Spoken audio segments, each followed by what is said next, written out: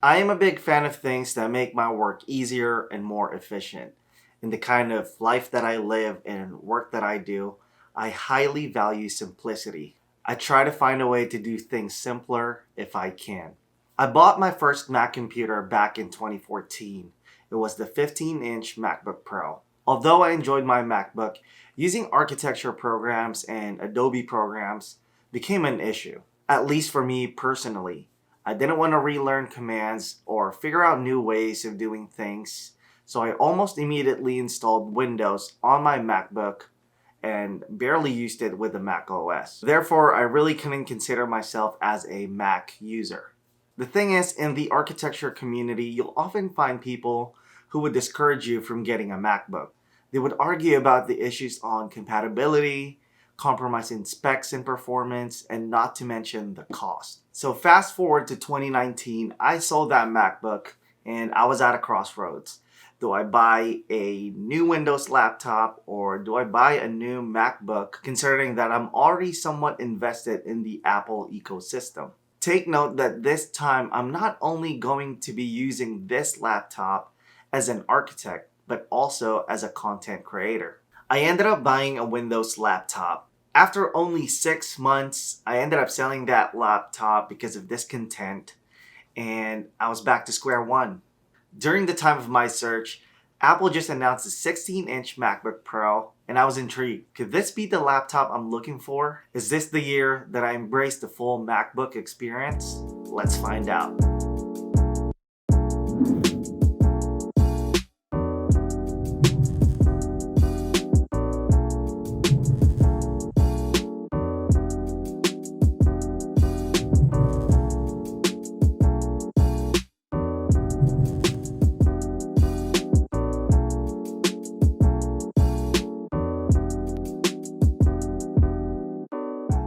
Hello everyone, my name is John Imperial. I'm an architect and a content creator, and in this video we're going to dive into my experience with the 16-inch MacBook Pro.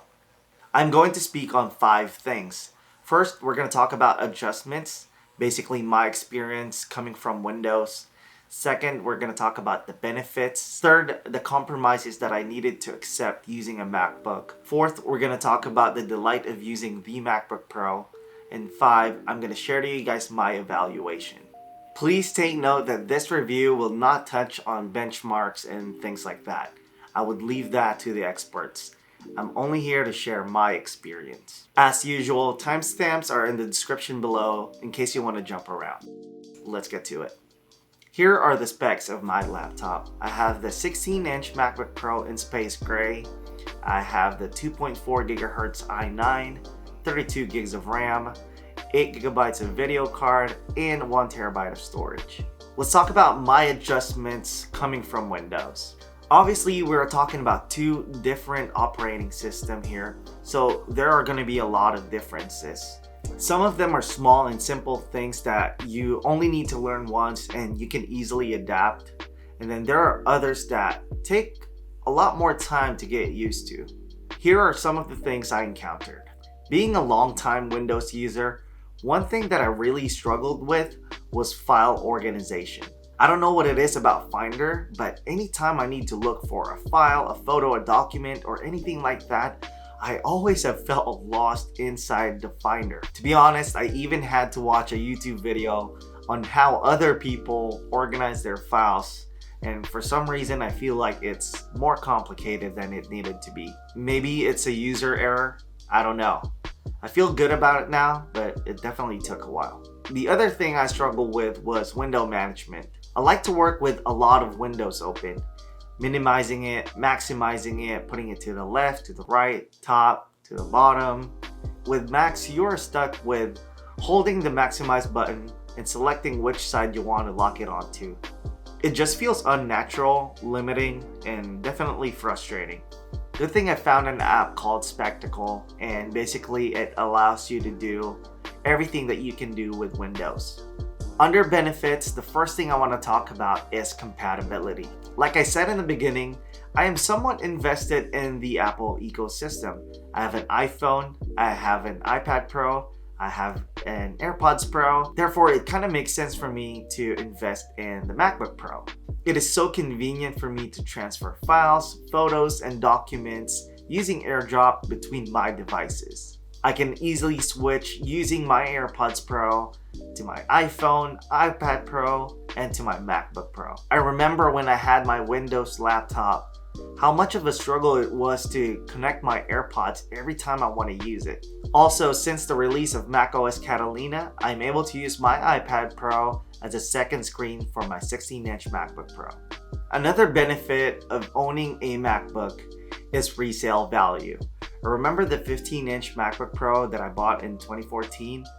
I bought it for around $2,300 to $2,400. And after 5 years, 2019, I was able to sell it for $1,000. That's crazy. I was able to sell it so fast with no hassle. MacBooks can hold up their value really well. And not to mention, Apple will take it in case you want to trade it. I live in Anchorage, Alaska, and we have 2 Best Buys and 1 Apple store. With such an expensive purchase like this one, I don't want to buy it from an online store. I think it's an unnecessary hassle that I don't want to deal with. In case of an issue, I would have to deal with shipping, delays, and phone calls. I like the fact that I can go in the store and talk to somebody in person. Here are some of the compromises that I needed to accept. Dongles, and dongles. Most of you know that if you buy a MacBook, you would have to accept the dongle life.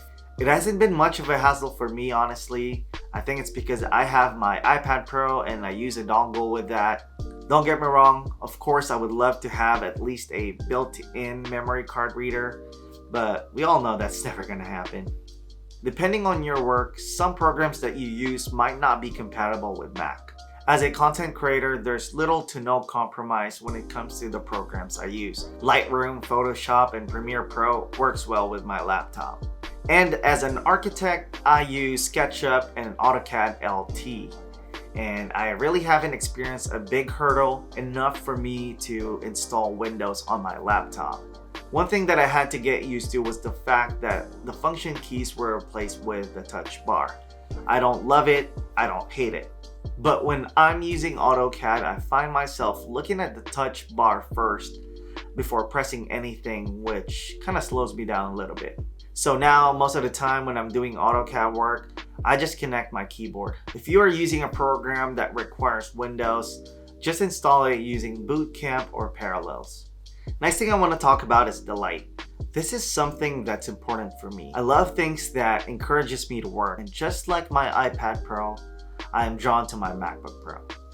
The MacBook Pro goes beyond what you can see on the spec sheet. Every interaction I had with my MacBook has been a pleasant one. The keyboard feels great, it has a good travel, the trackpad is outstanding, the speakers are the best in the market.